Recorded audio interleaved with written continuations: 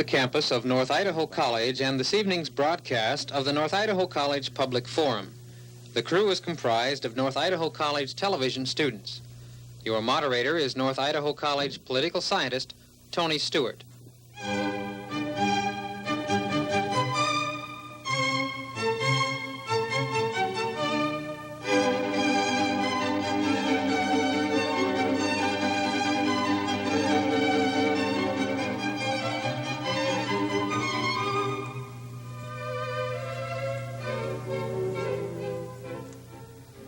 Good evening.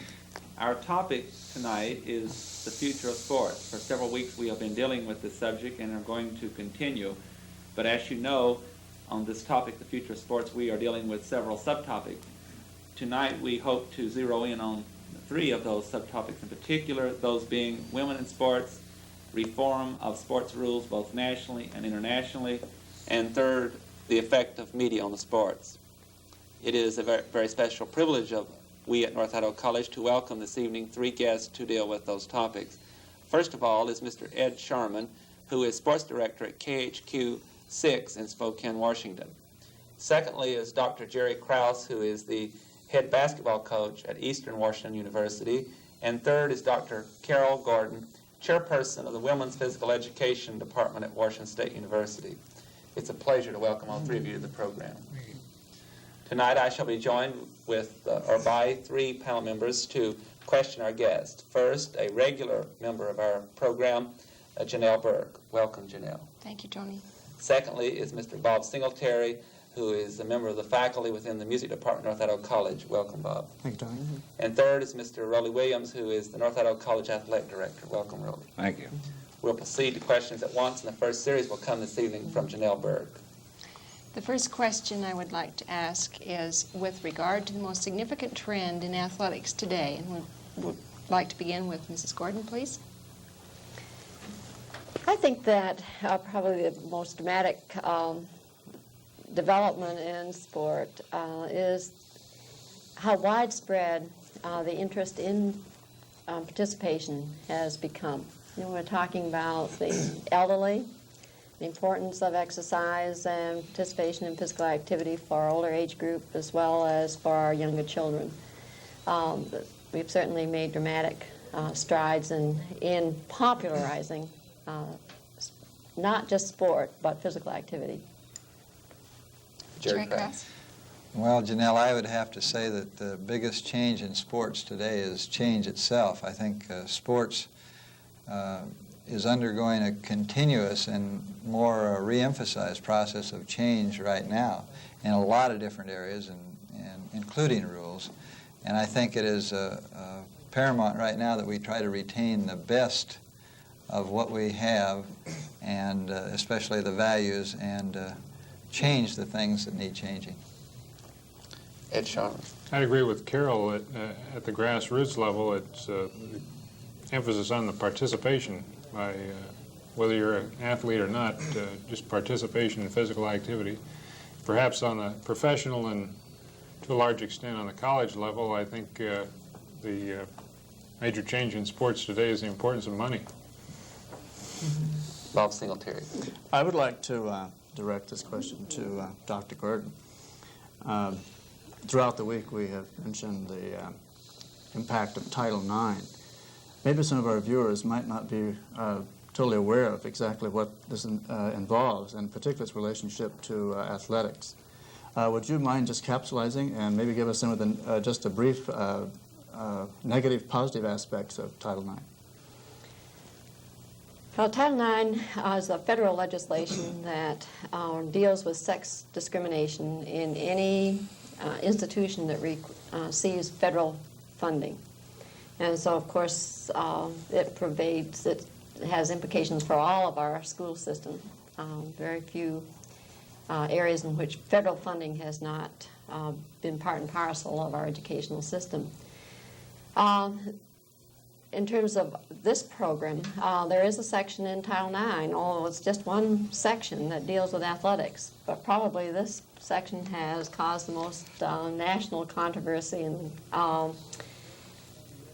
for, to say, both good and bad. I think it's unfortunate that an overall law that deals with discrimination in many fields, that we've tended to just focus in on what the athletic scene has exemplified. And what the section on athletics spells out is that there cannot be discrimination on the basis of sex in terms of the opportunity to participate in athletic sports programs. And this means that there has to be equality in terms of scheduling, some equality in terms of locker room facilities that are available for men and women. That there has to be equal access to qualified coaching, that there cannot be discrimination in terms of equal pay for equal work for men and women coaches. Now, we talk about the positive aspects. It's very hard, I think, to decide whether Title IX sort of dramatized a trend that was already occurring. In other words, increased focus on women in sport, or whether the same kind of progress would have occurred, or whether or not we had federal legislation. I think it's unfortunate that what would seem a fair way to approach a problem had to have legislation to dramatize it. So I guess that I see that as a negative thing. I think without any question it has forced some schools that were unwilling to look at the question of women in athletics. It's forced some schools to sit up and take notice when they were thinking about federal funds being taken away from the schools, to at least pay attention to the fact that there was a problem in existence. So it served a positive means for women to be heard, at least, where before it was very difficult to even get people to understand that, yes, indeed, there are a lot of women who would like the opportunity to compete. A negative thing, I think, is the polarization that has occurred. It became an issue nationally before people really had an opportunity to sit down and think about what the basic question was. And we started talking about the football dollars versus the women's field hockey team. And it tended to cloud the basic issue of equality in programs. Mr. Wiggins. I would like to follow up Bob's question a little bit with specifically to Dr. Gordon on what direction do you see women's sports in the future because of Title IX, and more specifically the coaches' reactions to dealing with Title IX if we get into the high-pressure situation which they seem to be following them in? Well, you know, it's difficult to speak for all women, and I constantly find myself in that position of being asked, you know, what do the women think? So you have to realize I'm speaking from a very personal point of view. I do believe that the women athletes on our campuses today that have been exposed to better programs, more of the plus factors that have been accepted as part and parcel of the men's programs. I think that these women are going to be less patient than perhaps those in our generation. And they are perhaps less willing to sit back and look at the problems that are have been part of the total intercollegiate scene. I think that they're going to say, all right, if the male athlete has his name on the locker, I want my name on the locker. And I see that the women coaches, whether or not they feel it's philosophically sound, that option is being taken away from them more and more through legal suits, through every societal pressure. It seems to me that we're fast growing beyond the point where maybe some rational solutions could be found to solve both sets of problems. I'm thinking of the reality of getting into women's coaching and the idea of win or lose, and whether you're around or whether you're not around. Well, I suppose that's, again, hard to surmise just how women are going to react. But you do have to realize that now we're getting more women going into careers in coaching that have been exposed to more pressure than they've ever had before, just by the participation in more high-pressured intercollegiate athletics. And so it's not as much of a trauma for them to contemplate a career where that's going to be, whether they're going to have a question of win and loss, as it would be the coaches that have not been exposed to high caliber intercollegiate competition before. So perhaps this new generation of women coaches are going to be able to withstand that pressure better. But you know, we're still begging the issue about whether that's good or bad in terms of intercollegiate competition. Dr. Krause, would you care to comment on the role of women in the future and what you see for them if they continue to follow the line of men? Well, I think it brings a whole host of new problems to women's coaches, and I feel that they do have a better background than ever before, but I feel that they're going to have to make some very hard choices. Are we going to emphasize the same values that the men have emphasized in their programs? Are we going to be able to make the same career choices in terms of the family situation and the coaching situation, the time that it takes? It's easier for men to make those kind of choices, and it will be more difficult for women to make those kind of choices. And it's the thing of taking the good with the bad. Are they going to be able to sort out the good from the bad, and are they going to have the choice of being able to sort out the good from the bad? And I think those are some very difficult choices that women coaches are going to have to be able to make.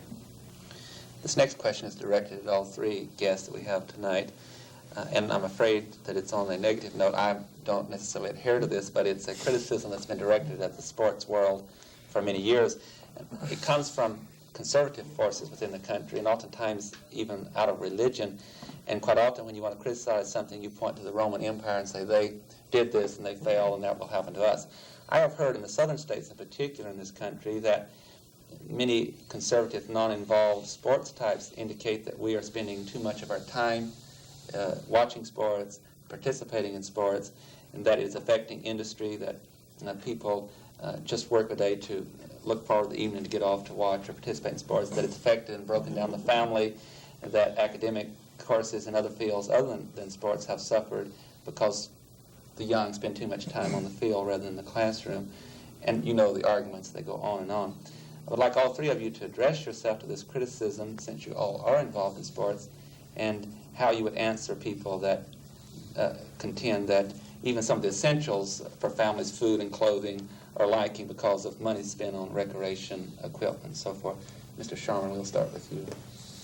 Well, I think it depends on the outlook of the people you're speaking of. If it's a healthy outlook, sports is going to be put in its proper perspective, which is as a recreation, whether you're sitting in front of a TV set watching it or participating in it.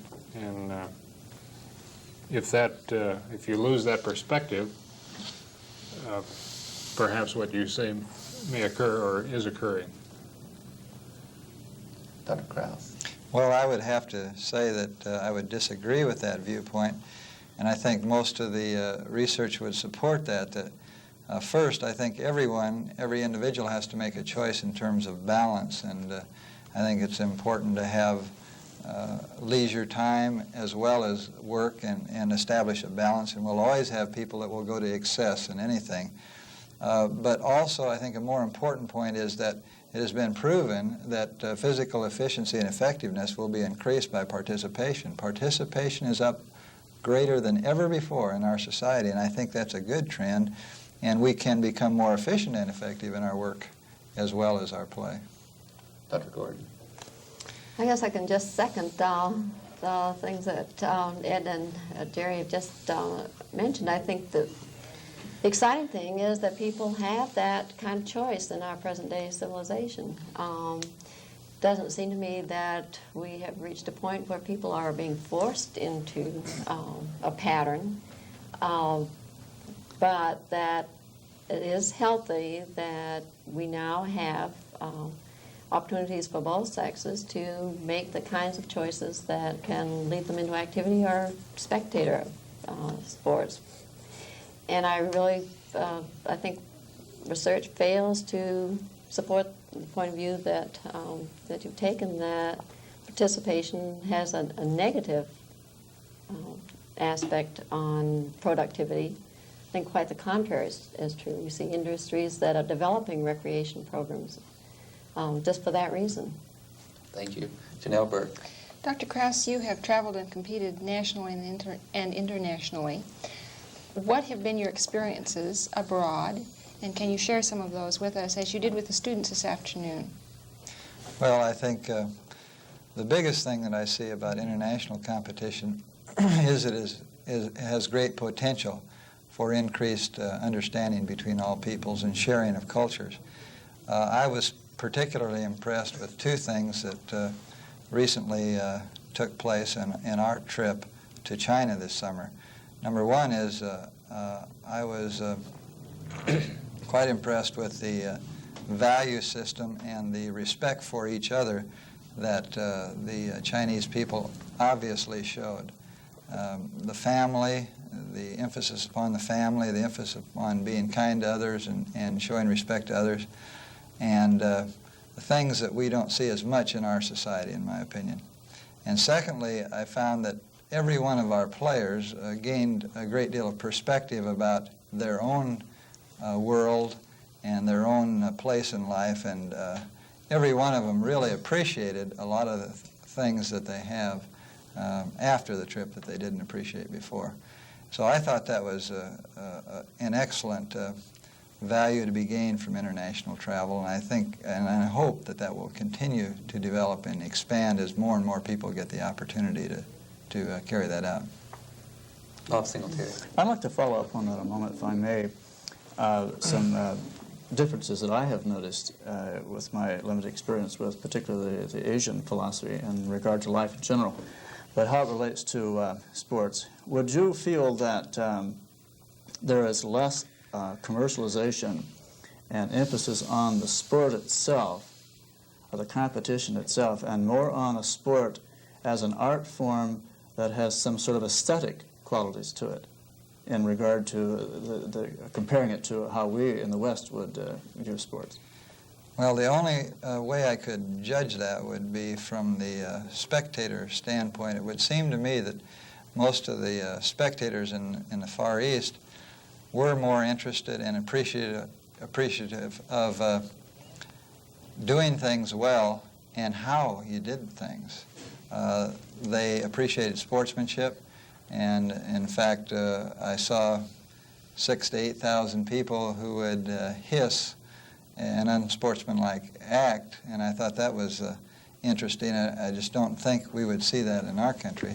So there was more an emphasis upon the values involved in the competition, but I really didn't see any more ability to appreciate human movement from an artistic standpoint and understand more closely what is going on than our fans. I just didn't think they were any more knowledgeable than our fans. Mr. Williams. I'd like to touch on a subject with all three members of the panel on something that has cropped up through our whole area of future sports, and that is the violence in sports. There seems to be a number of pros and cons about who's responsible. Is there more? Is there less? What is your reaction to this, Mr. Sharma? I don't think there's any more than there used to be, but it's probably become more apparent through the increased the advancements of technology as far as television is concerned, to be able to show people what happens between a center and a linebacker during a football game, whereas most people previously watching television, or certainly in the crowd, were not able to focus so specifically on a certain activity. So I don't think there's necessarily more violence, but it's just become more apparent with the advancements of television. Jerry Krause.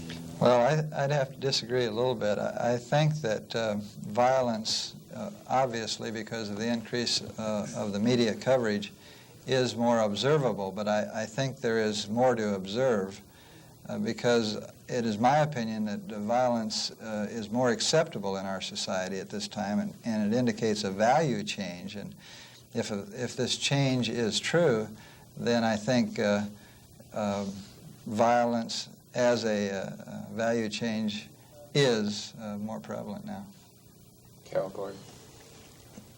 Well, if we look at learning theory, we have to recognize, I suspect, that things that are rewarded tend to be repeated. And as we center in on violence in our sport, and people get publicity as a result of their violent acts, I suppose, we would have to follow and say that they would be apt to repeat those acts of violence.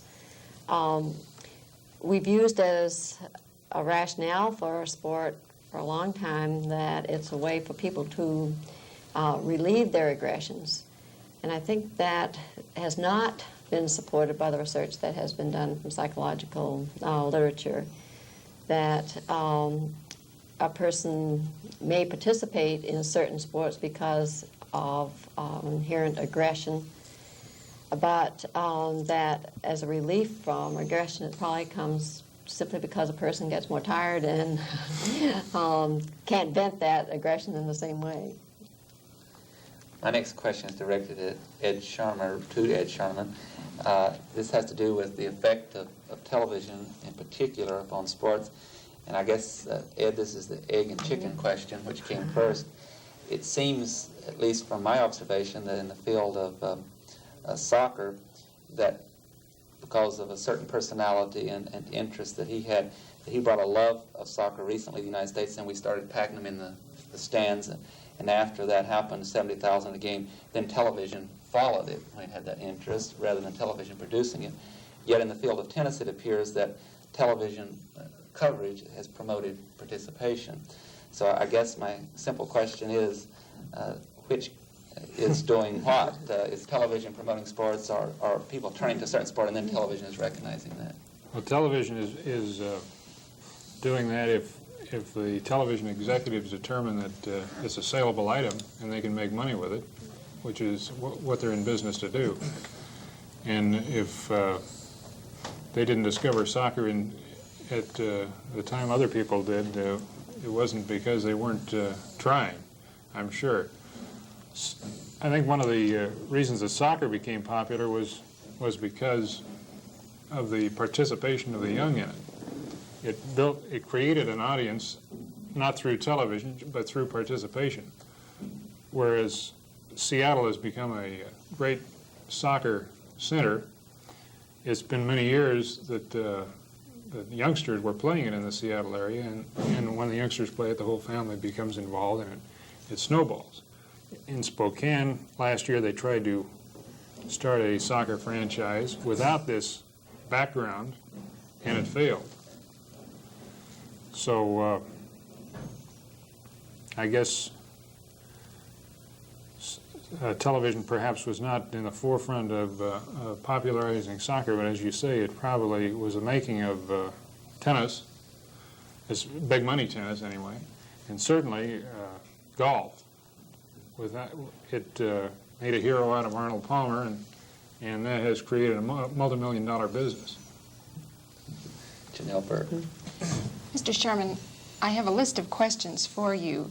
You have a limited amount of time to devote to your, on your program to devote to sports. How do you decide who you're going to cover? And secondly, do you feel that you're helping to shape attitudes towards sports, or are you simply reporting what's happening? Thirdly, do you cover women or children, the non-glamour sports, equally with the glamour kinds of events, the things that will make money? How do you adequately cover the things that aren't making money with the things that are? Well, as you say, I do have a limited amount of time, like about 4 minutes on a newscast, to try to cover everything that happened in a day. And I try to emphasize what goes on locally, because I think there are other sources that provide information on what is happening elsewhere, and it's my feeling that the audience is more affected by what happens locally than nationally, so that's what I try to emphasize. And also the things that I perceive that the audience is interested in most. And I don't yet perceive that they are that interested in women's sports. The audience has not been established for women's sports, and we do cover them, however, not as much as the traditional things that television and radio have been covering for years. And until that, when that interest is generated and people want to know what happened in a basketball game between a couple of women's teams, when that happens, I don't know what I'm going to do. 'Cause I still only have the 4 minutes. And the audience has been established that there's interest in a men's basketball game between North Idaho and Spokane Community College, where if two women teams from those schools were playing, that audience isn't created. And when it is, How do you know I hope they'll give me twice as much time on the air. How do you know when the audience is created? By the feedback, people talking about things on the street and calling you on the phone and inquiring about things. I think the same thing. When the Cougars won the first 2 games of the football season, that's all anybody was talking about around Spokane, and there was a tremendous interest. And then they lost the next 2, and there wasn't that much interest.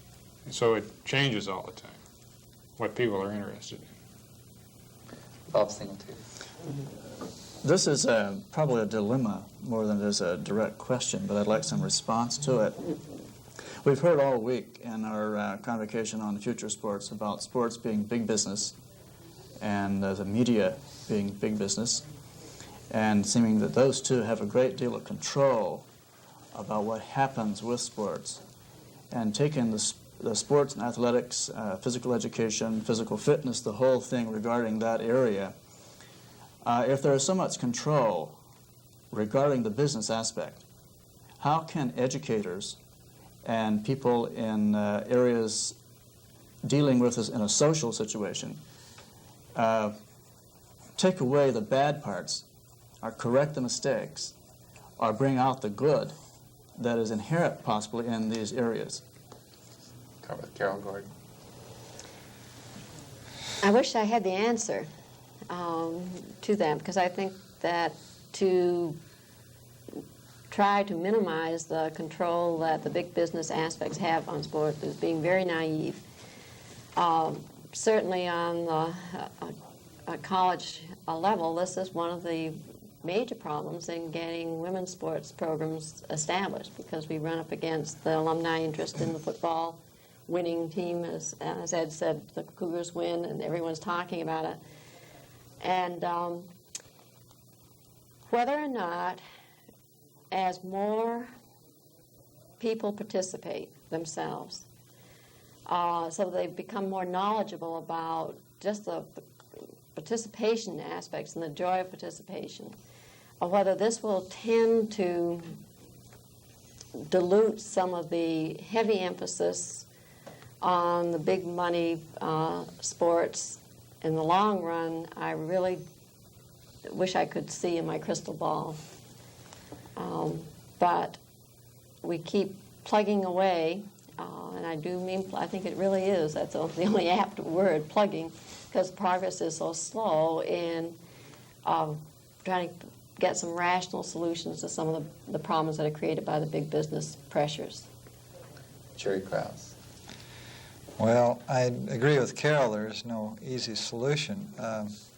I would like to believe that good teachers and coaches would focus on acceptable and proper values, which is supposed to be our focus in an educational setting.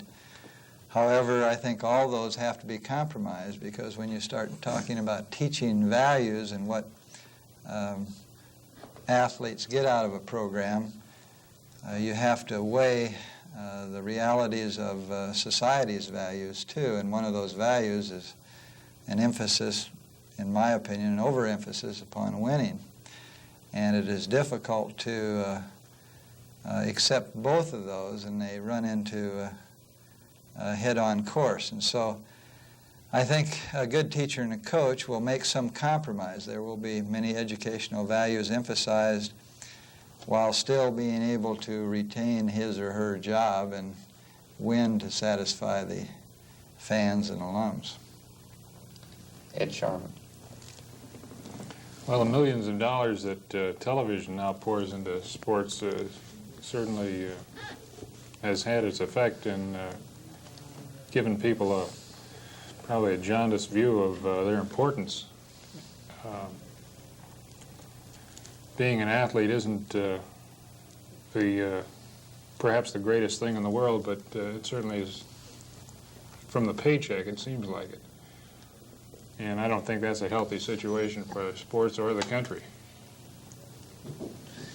Ladies and gentlemen, our guests, for you who might have joined us late today, are three in number: Mr. Ed Sharman, sports director at KHQ 6 in Spokane; Dr. Jerry Krause, the head basketball coach at Eastern Washington University; and Dr. Carol Gordon, chairperson of Women's Physical Education at Washington State University. We'll continue the questioning in the next series from Janelle Berg. Excuse me, Mr. Williams, I believe he's next in our series. Okay. I would like to change directions here a little bit. This morning, Dr. Layton from Eastern Washington University was talking about some of the recent innovations in physical fitness. In his discussion, he emphasized the correlation between being physically fit and higher intelligence scores. And yesterday, Dr. Adams mentioned that the average grade point average of the athletes at Washington State University was higher than the grade point average of the normal or average student at Washington State. I'd be kind of interested in your reaction to this in your association with people that are involved in keeping themselves physically fit, and I guess specifically the athlete. One of the factors is in the college level is keeping an athlete eligible to play the game and represent the school and do what if he's on a scholarship, do what he's paid to do. And there's a lot of emphasis on the academic side just to keep the athlete participating in whatever he's being paid to do. There are coaches who have duties assigned to them, academic duties assigned to them, to make sure that the athletes are doing their homework, getting good grades.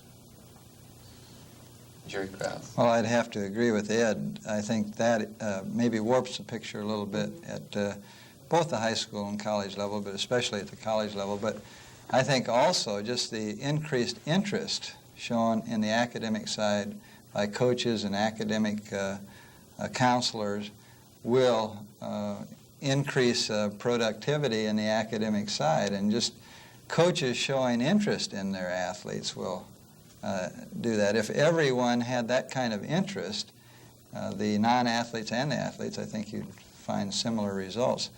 But besides that, I see also that the research has shown that increases in physical activity will affect you in many ways. And one of those ways is the mental academic side, and I think that's been pretty well documented in many situations. And there are other things, of course, many other benefits of activity programs, but that's just one. Carol Gordon. Yes, I think it's pretty hard to document, what creates that particular correlation.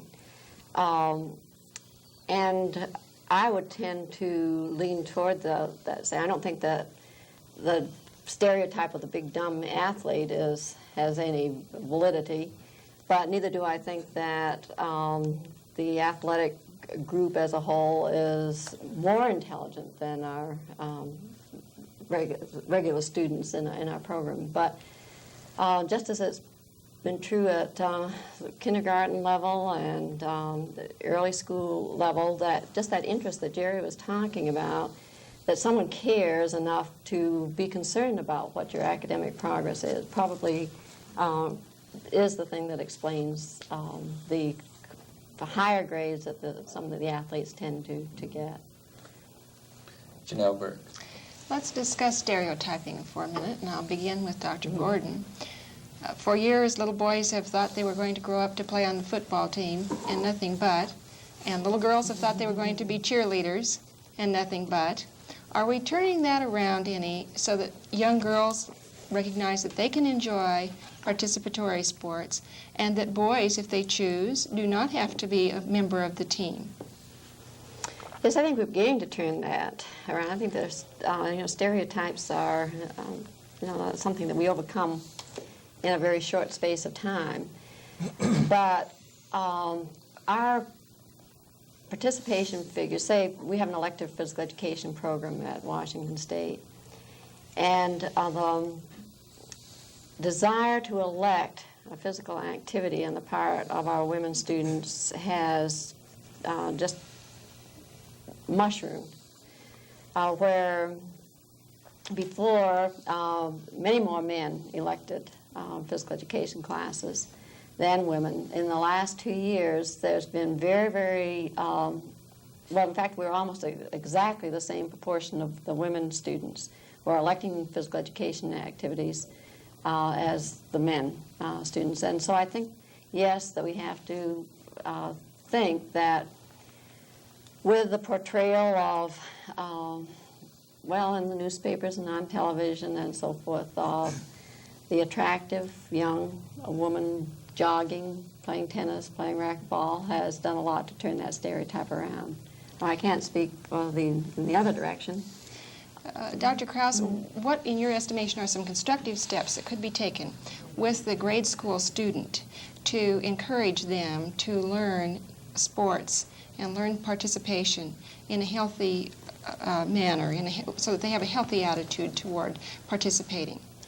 Well, I think through the elementary and junior high school, you lay a broad base for future choices. And I think you need to have a high activity level and a wide variety of fundamental motion experiences so that you can make those choices. Now, society may force you into certain choices or encourage very highly certain choices.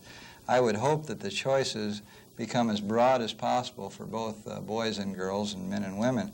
And we do have a great deal of difficulty, as Carol pointed out indirectly, that in some areas, for example, the choices are limited by society's stereotyping and modeling. Women have very few athletic models until recent years that they could work with.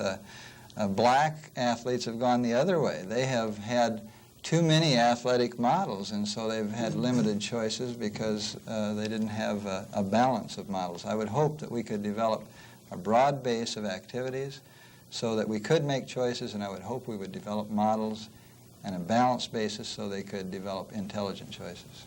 What about the school system where the only form of physical activity is unorganized and somewhat unsupervised play at recess? Well, I think that's a tragedy. I think that you must form this movement base at an early age. Otherwise, you cannot even make the choices. When you get into junior and senior high school, you can't even make the choices of doing what you want to. What about staff, though? If I'm an elementary school teacher and I really don't have the background, how am I going to get the background to teach this kind of activity that is constructive? Well, that's a whole new host of problems. Again, I can't say how that could be accomplished, but I'm saying that it's a very necessary part in order to be able to make those choices. If we don't provide children with those tools, we can't expect them to be able to make the choices. Then I should like to ask Mr. Sharman a little bit about some of the new images that women do have to look at, and such as Dorothy Hamill, Billie Jean King, Chris Evert, What are these heroes doing, do you think, to the stereotyped mold? Or do you think we're simply fitting into a new mold? Well, maybe that's the case. Certainly I get back to money again. It seems that more youngsters are going into, women athletes are going into things like tennis, where there didn't used to be any money to be made, and now you can become a millionaire doing it. And maybe it's a combination of the model and the money that is creating more of an interest among young girls in participating in sports and becoming good at them. Bob Singleton. I'd like to keep somewhat on the same subject. We're talking about image. How do you feel, and I'd like to direct this to Mr. Sharman, that television has created a different kind of image now from, particularly in professional sports, with the show business aspect, that many of the professional sport personalities are becoming entertainers. They're more than they are sportsmen, and also entering into another area of entertainment, that of politics. It seems to be a stepping stone to become politically active, and as is, for instance, being on television. There seems to be more former television people becoming involved in politics because they have the familiarity that comes with that kind of work, and apparently is serving them well in the political field. Do you feel that that show business image that some professional athletes are getting into distorts the model or the image that maybe our young people are misinterpreting in regard to their participation in sports? Yeah, there's the percentage of athletes that really make it big monetarily and with their reputation is really very small, and it lasts for only a short while. And I don't think a grade school youngster who can dribble a basketball between his legs should pin all his future hopes on becoming a National Basketball Association player, because his chances are so small, and there'd be so many more disappointments than successes that it's not a healthy thing for a youngster. Raleigh Williams. I'd like to change the area again and talk to Dr. Krause. I know you're a member of the National Rules Committee, and I think it would be interesting for a lot of people if you might expound a little bit on some of the rules and how you go about making and changing rules, such as the dunk rule and taking the dunk out and bringing it back. I know a lot of people were interested in that. Well, it is kind of interesting. I've been involved in this for 4 years now, and I was surprised at what is going on, really. I was surprised at several things. First, I was surprised that it is probably the best committee that I have ever had a chance to work with. Usually committees are horrendous at making decisions and getting things accomplished, but I find that we have over, this is for men's amateur basketball in this country, 22 members. They not only represent all the different constituent groups, from the high school level to YMCA to community colleges and four-year colleges, but they represent them very well. Truly, you find an interest of making decisions for the best of basketball, not for their groups. It's just amazing that the degree to which that is carried out. Also, I find that the decisions that were made have a sound basis. We have never, since I have been on the Rules Committee, made a decision that wasn't based on sound research. We have a 20-year trend statistics that we look at to see how the game is going, and we have organized research projects carried out on everything that is proposed. And the dunk shot that you mentioned, which has gone back and forth, the preliminary research that was done on that was concerned with injuries and equipment damage, and was a large number of injuries and equipment damage that caused the dunk shot to be removed, not the presence of Lou Alcindor in college ranks, as most people would think. And when it came back, the only reason that it came back was to answer the demand for it and the high interest for it, but to try to safeguard the players. It still is in a modified form so that the equipment damage is minimized and the injury situation is also minimized. And so my biggest revelation on the sports committees and rules were the fairness of making the rules, the sound research that goes into those decisions, and the over 300 years of coaching experience that's represented on the board. The actual people who are involved in coaching and in the game are represented on the committee. Janelle Burke. Dr. Krause, with regard to team sports, should a parent encourage their child to participate in team sports? What are the advantages? Why do we have team sports? Why at the college level are there 6 guys starting in basketball, 6 guys out of a student body of 7,000 who are starting in basketball? Why do we need the team sport? Well, I think there are advantages and disadvantages, Janelle, to every sport, whether it's individual or team. I prefer team sports because there's a focus upon working together in cooperation. And I believe in a society that you need to have somewhere in your society to teach the value of working with other people and working successfully in social groups. And I think sports is, and team sports is only one area of our society where you can emphasize those values. And a limited amount of time that you can participate, really. I mean, once you, let's say you graduate from high school and you're not on the team in college, then you're really not on any team. Well, that's true, but there are situations like that throughout your whole life, and I just feel that even though the athletes are a small portion of our society, they represent the gifted, physically gifted people in our society and should be given an opportunity, just like we should have team sports at the intramural level and the recreation level. I think everyone should be given the opportunity for team sports from just a social group standpoint. How do you justify spending the taxpayers' money in the case of buildings or paying your salary, for example, or the students' money in the case of building, again, buildings or their programs supporting the team? How do you justify the use of the money of many to support the few?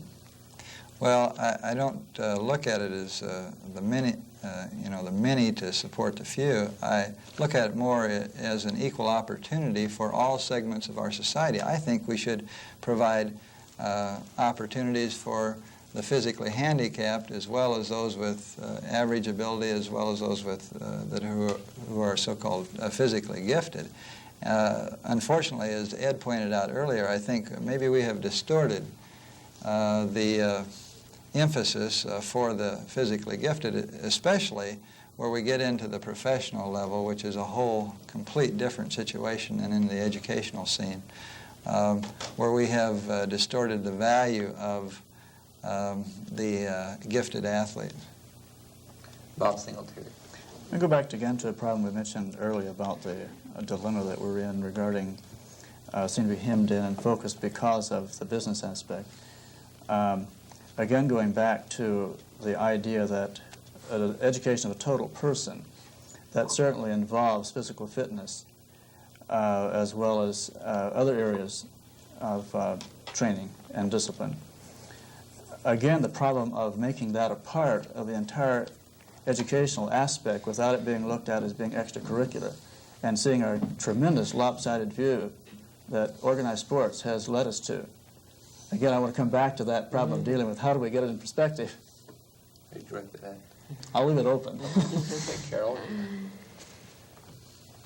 Well, I'm not sure I'm going to be able to answer that question any more directly than I did when it was posed in a little different light earlier, because I couldn't agree more that we've tended to distort the importance of the highly skilled athlete in our society. But part of that distortion evidently meets certain needs within society itself. So it goes beyond, I think, just a sort of day-to-day coping with the athlete as an individual.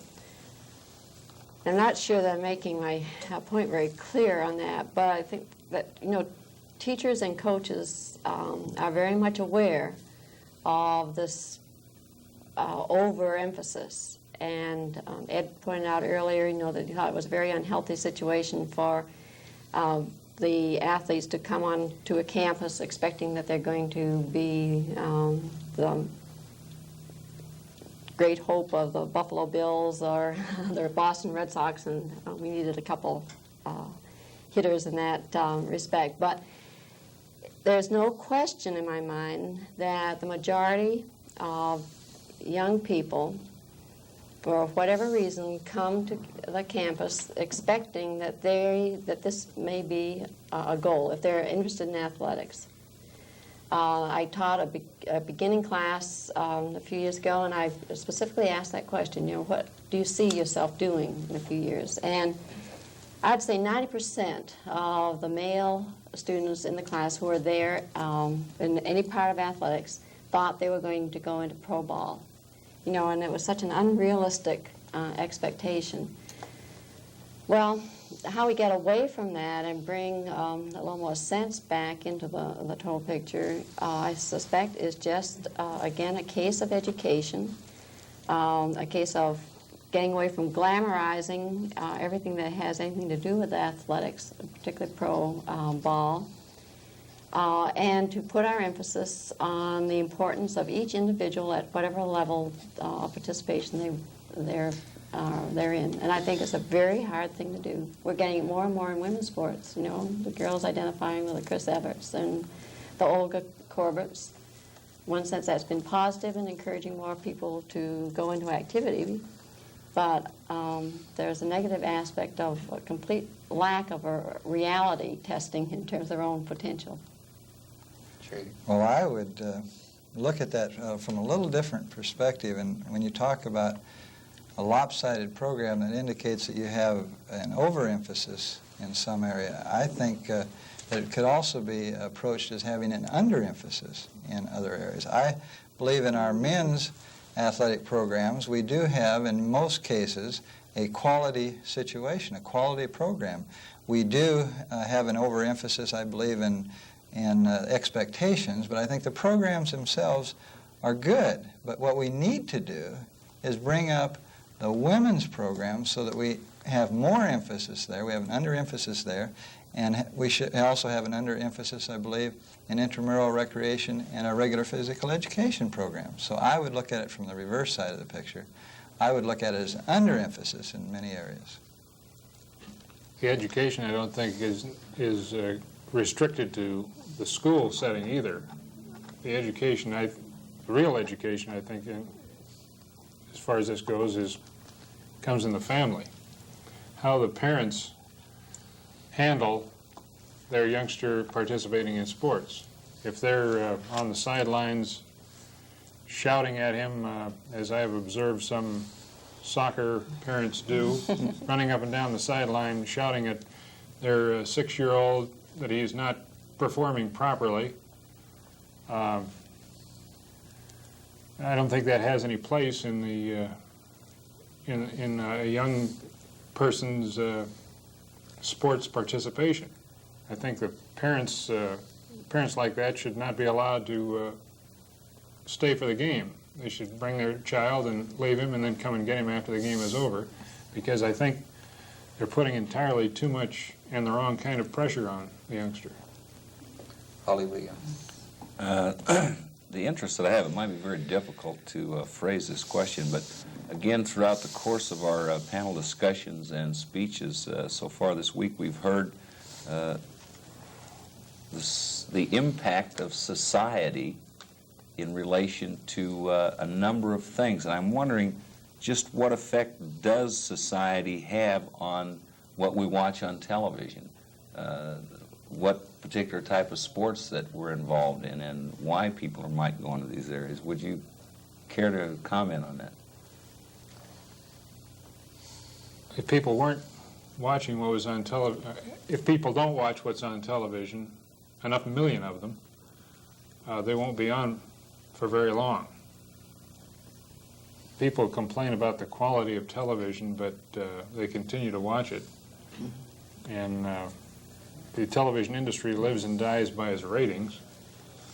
And if people continue to watch, the ratings are good, and the program will remain on. If they aren't, just the opposite will happen. So the public really dictates what it sees, and it gets what it asks for. I'm wondering, because we deal with the violence in sports, and seemingly there's a correlation between violence and what society wants. It's like going to a boxing match and, you know, kill the bum type of thing. The fans these days are becoming more involved in what is happening on the playing surface, too. They're no longer willing to sit back and just let everything happen. They seem to become more involved. And in some cases, the athletes and the officials have to be protected from the fans. In soccer stadiums, there are cyclone fences around the playing field to keep the fans from, well, in some cases they've killed players and officials because of something that's happened. And they seem to, and this may have come about because of the cost of going to a game. You have so much invested in it, you think you need to become more involved to get your money's worth. Jerry or Carol, do you have any comments? No. If not, ladies and gentlemen, I'm afraid I must bring our program to a conclusion. The clock, as it always does in television, has caught up with us. I hope you have enjoyed our program today on the topic, the future of sports, and we've tried to deal with the question of women in sports and the reform of some sports rules and certainly the effect of the media, particularly television, on sports. It has been a very special privilege to us to have three guests today. Mr. Ed Sharman, who is sports director at KHQ6 in Spokane, and Dr. Jerry Krause, who's the head basketball coach at Eastern Washington University, and Dr. Carol Gordon from Pullman, Washington, chairperson of the Women's Physical Education Department at Washington State University. I certainly, on behalf of our staff, can express a great appreciation for the most informative program that you have produced, and we thank you. Thank you, I also express my appreciation to the panel for their outstanding questions for our guests. Ladies and gentlemen, may I invite you to be with us again next week on Channel 7 at the same time, when again we'll be discussing another significant issue or issues. And until that time, this is your moderator, Tony Stewart, wishing you a good evening.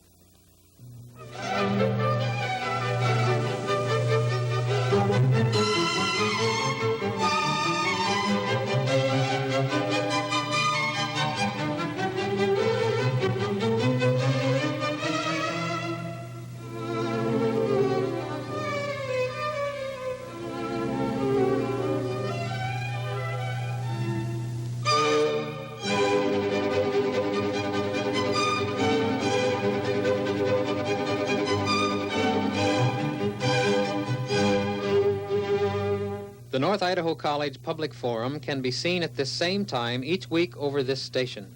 This production was videotaped earlier by a North Idaho College student crew for viewing at this more appropriate time.